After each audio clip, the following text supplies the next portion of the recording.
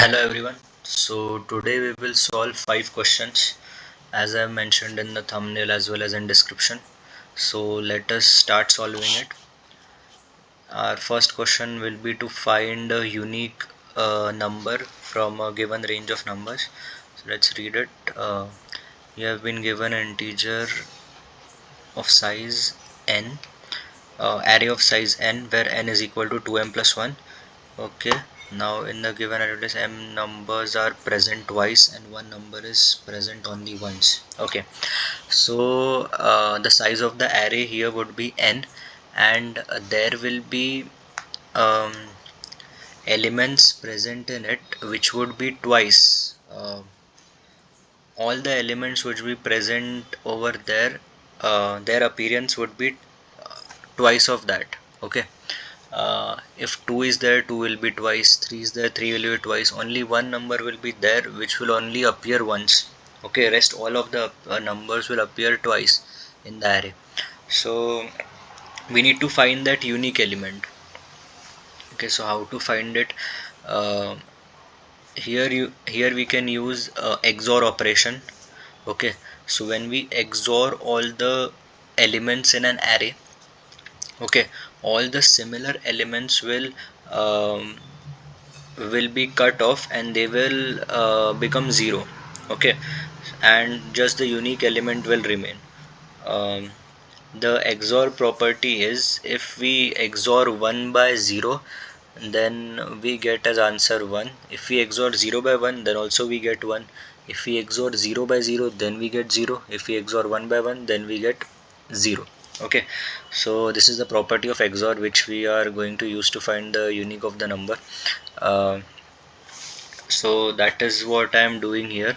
Initially I am initiating the variable answer as 0 because I need to store my answer over there. Then I am applying this for loop which will start from 0 and will go up to the size. Okay, it will cover the entire array, and while in its each iteration I will take each element and then XOR it with answer. Okay, and then store the result into answer, and I will keep on doing it. When a same element will occur twice, then that those two elements will become zero, and ultimately those numbers will get cancelled out, and only the unique element will remain and will get stored into the answer variable. Okay, as answer is an integer variable, these operation will get performed in bits, but while storing it, it will get stored as an integer. So we don't need to convert it back to integer. It will already get converted into integer, and we simply need to return the answer. Okay, now let's run it. I've already run it, but still after submitting it, we are getting the right answer. Okay, now let's move on to next question, that is to find a duplicate in an array. So let's see what it is. It is saying that we are having an array of size n, and it will have numbers from 1 to n minus 1 at least once. Okay, so 1 2 3 4 up to n minus 1 numbers we will be having in the array, and there will be a single integer value that will be present twice. Okay, so we need to um, show that element as an answer, which is the duplicate element. All the elements from 1 to n minus 1 will be um, present only once, but there will be one element amongst them which will be present twice. So we need to find that element and return that element. Okay, so what concept we can use? In the recent question we saw that XOR can be used to eliminate the duplicate elements. Okay, and so we are getting the unique element over there. So what now we can do is, we can XOR all the elements from 1 to n. Okay, after XORing all the elements from 1 to n, like I am doing over here, performing XOR operation between the elements of the array. So by performing the XOR operation, um, there will be an extra element which will be present twice, so that element will become 0, and this answer will contain XOR of all the elements present over there, just that duplicate element will become 0. Okay, and then we know that the elements are present 1 to n minus 1, so we can use that thing also, that we are again taking a for loop from 1 to size of the array minus 1. Okay, because 1 to n minus 1 elements are there. Okay, so that also we can use to find out our answer. So as we have already performed the XOR earlier, now when we perform XOR from 1 to n minus 1, um, and use this answer as our starting point and store our XOR operations with each iteration into that itself. So um, all the duplicate elements will get cancelled out, because we already have unique elements over here. In this loop we already have unique elements. Okay, just one element we are having twice, which already got eliminated over here. Okay, so now after performing all the XOR operation in the answer, we have all the unique elements XORed with themselves. Okay, so when we XOR 1 to n minus 1 elements with the answer, all the elements which will be matching with them will be eliminated, and only the one element which will be only the one element which will be left, which has been eliminated from here, because we don't have any element to XOR. We don't have any common element matching with that element, because we have already eliminated it over here. So in this XOR operation, it will not get eliminated, and at the end only that will remain. So when we come out of this loop, and we return the answer, we will get the duplicate element. Now let's run it. All the test cases are passed. We'll submit it. Yeah, the answer is right. All the test cases have passed. Now let's see the third question. The third question is to find the intersection of two arrays. These are the sorted arrays. Okay, and we need to find intersection between them. Intersection means the elements which are present in both the arrays, we need to return them. Okay, and they should be present in both the arrays. Now there are some conditions. The first array will be of size n, the second array will be of size m, and these are the non-decreasing order, means they are in increasing order, whether they might have same elements or like same elements or elements in increasing order, but it will not be decreasing. Okay, so this piece of information we have with us. And okay, uh, intersection of two arrays consists of all the common elements. There is no intersection present, return. Okay, if there is no intersection present, return an empty array. Okay, so this type of information we are having, we need to find the intersection between them, and the arrays are in increasing order. Okay, so there are two methods by which I am solving this problem. So when there are two arrays, I'll first iterate through the first array, pick each element and then compare it with all the elements with the second array. Okay, and once done the comparison, then I'll again move to the outer array, take the second element of the array and again compare it with the rest of the elements of the second array. If it is the second element of the array, first array, I'll compare it with next element. I'll explain it over here. Let's start. Okay, so I'm initializing as I want to return the answer, as I want to return the answer as a vector, as an array. Okay, so I am initializing the answer variable, which will be of a vector, which will be a vector, as we want to return a vector. Okay, which will contain all the integer elements.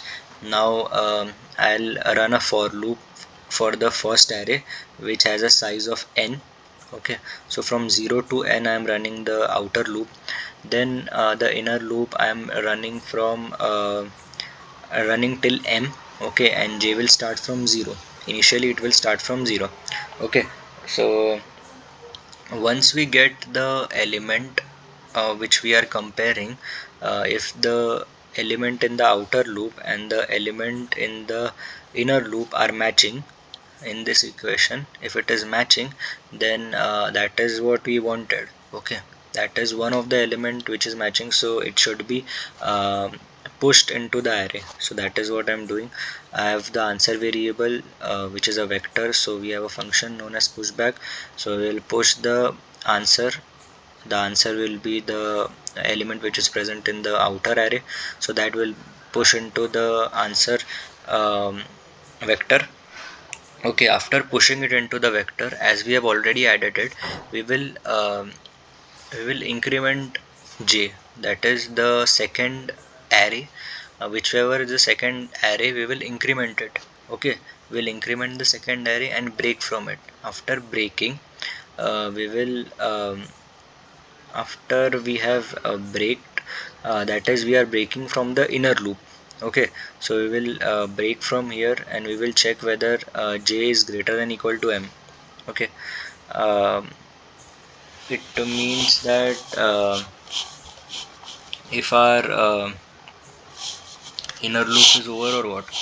Okay, whether after I have incremented j plus plus and I have breaked it. Okay, so I need to check whether if j is equal to m or j is still less than m. If j is less than m, we can continue. um, as I have braked, I'll go to the upper loop, for loop, and increment I.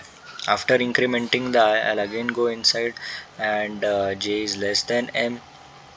So as I've already calculated over here, so there is no issue, j will be less than m. So again it will be checked. If it is again equal, then the element will be pushed, that particular element will be pushed and j will be incremented.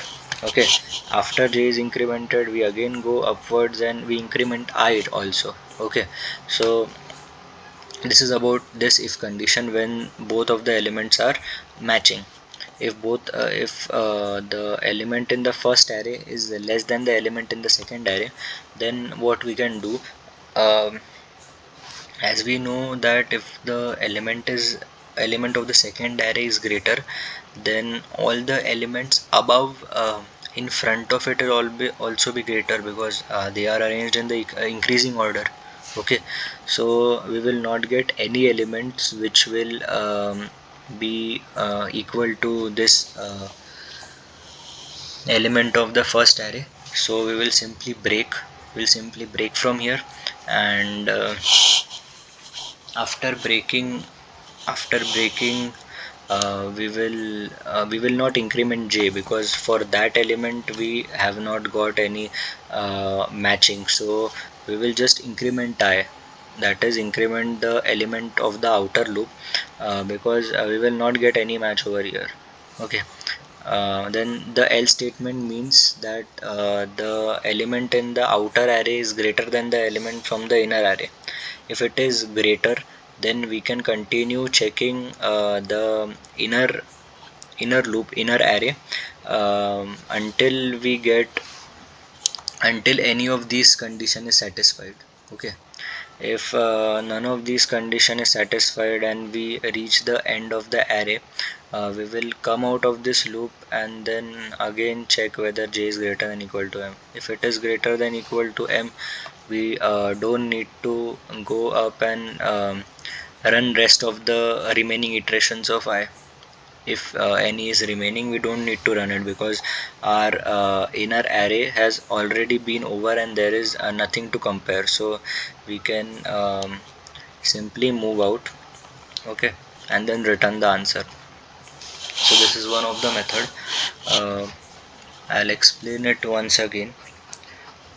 So there are two arrays. Both of the arrays are arranged in an increasing order, and we need to find the intersection between them. So what we are doing, we are taking any one of the array. Of that particular array, we are taking one of the element, starting element, and then comparing it with the second element, all the elements of the second array. If it is matching, we are adding that particular element into our answer list. Okay. And if it is not matching, so if it is not matching, there are two cases, that the element from the outer array is greater, or the element from the outer array is lesser than that of the inner array. If the element from the outer array is greater than that of the inner array, then what we can do, we can move one element in front, one element ahead, um, in the inner array. Okay, until we get an element which is equal to that, or in case we get an element which is less than that. Okay, if we get an element which is we get an element which is not equal, but now our outer loop is getting less than inner loop, so we can break over there. So that is the condition. um, Here I have explained those conditions. Okay, this is one of the method. The second method is relatively easy compared to this. Second method is a two pointer approach, where there will be two arrays and two pointers to that array. So we will have a pointer I starting from 0, we will have pointer j starting from 0, to two different arrays. Then we will run a while loop until uh, both of the arrays have elements which are to be compared. Okay, until I is less than its size and j is less than the size of the second array, we will run it. Okay, any of the array, if it runs out, then we will come out of this loop, because there will be nothing to compare after that. Okay, so now this condition will remain same, that if any of the elements of both the arrays matches, then I'll put the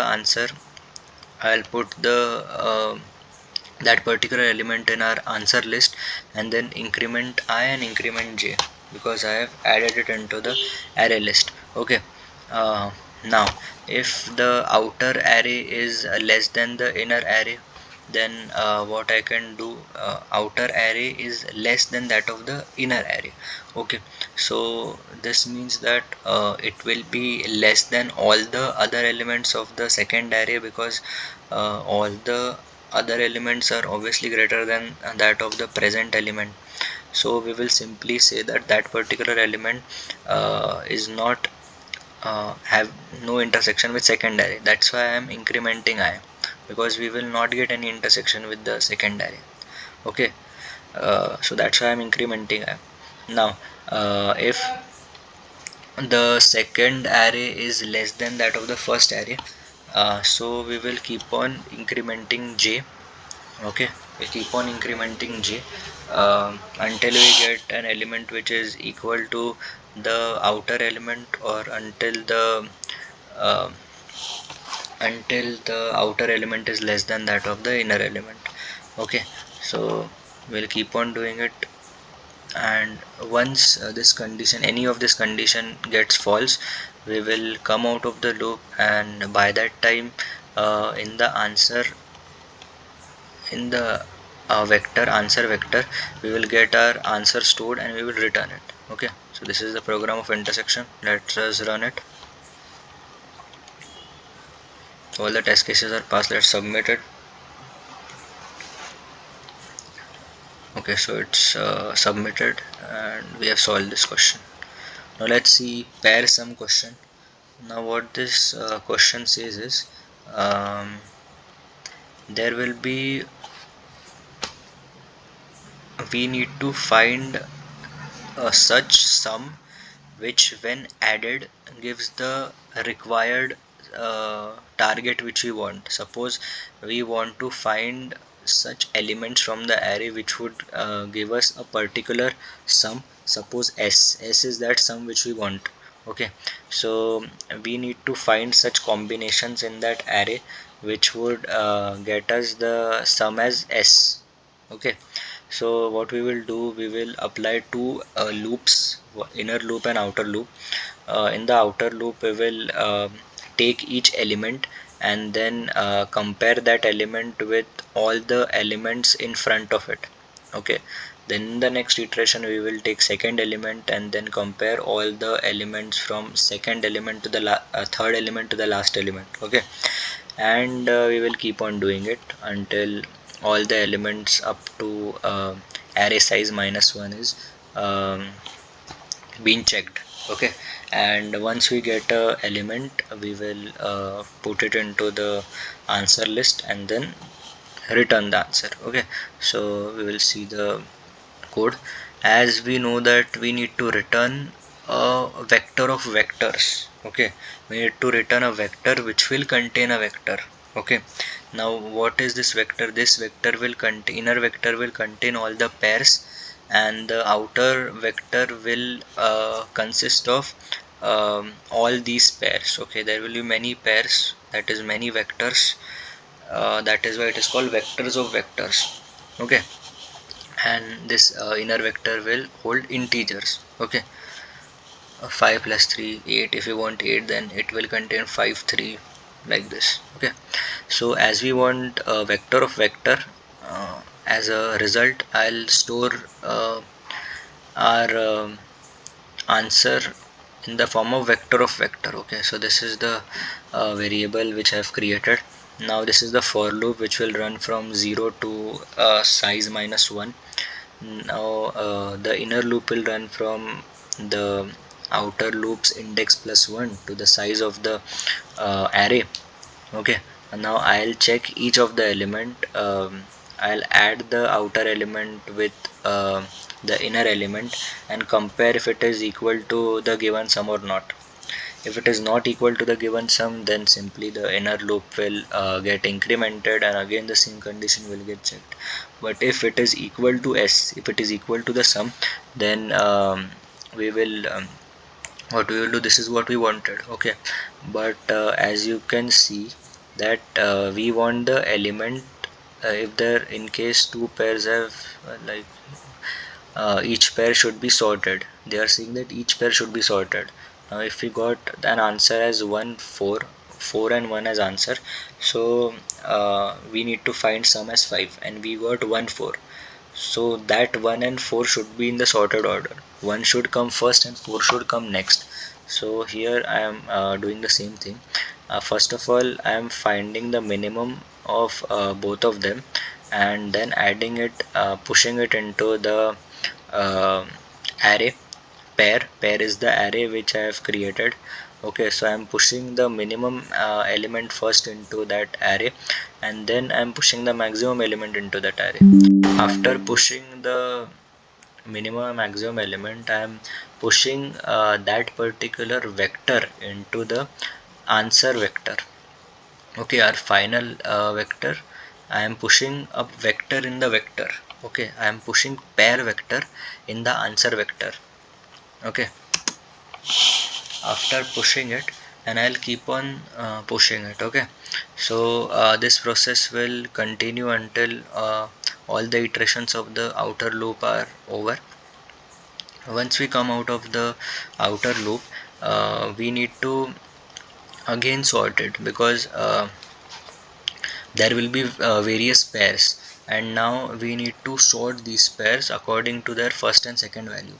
Okay, if as they have already said that in case if return the list of pairs sorted in non-decreasing order, that is in increasing order, so we need to sort those pairs also.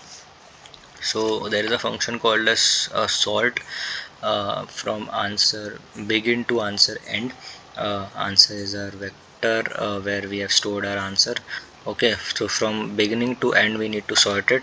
So this will sort the entire vector of vectors. Okay, so this is the code to find the how many pairs are there, which would give us the required sum. Let's run it. It is passing. Now let's submit it. Okay, now let's look at one more question, which is to sort zeros and ones Okay, so in an array you will be given zeros and ones as an input in an array. Zeros and one would be stored, and we need to sort them. We need to bring all the zeros to the left hand side and all the ones to the right hand side. Okay, so this is the code. So how to code it? First of all, I'm taking an array. Okay, I'm this is a pointer, ARR pointer, integer pointer, and then number of elements which I want in an array. I'm taking it from the user. Then I'm dynamically allocating the space to the array. Now I'm taking the input from the user, and it is getting stored uh, in that dynamic memory which I have created, and ARR pointer, integer pointer, is pointing to that memory. This is the I'm passing the address of that memory and number of elements in that array. Now this is the pointer which would point to that memory location where the array is present. This is the number of elements in that array. Now I'll here use two pointer approach. So as we have an array, one pointer will point towards the zeroth element, zeroth index, and the second pointer will point towards the last index, which is num minus 1. Okay, now I'll run this loop until the starting index, which is I, is less than the ending index, which is j. Okay, and now we will run two inner loops. This inner loop will run until the value is 0, starting from the zeroth index, until we get an answer, until we get an element 0. We will keep on incrementing the value of I, and this we will come out of the loop once we get the element 1. When we get an element 1, we will come out of the loop.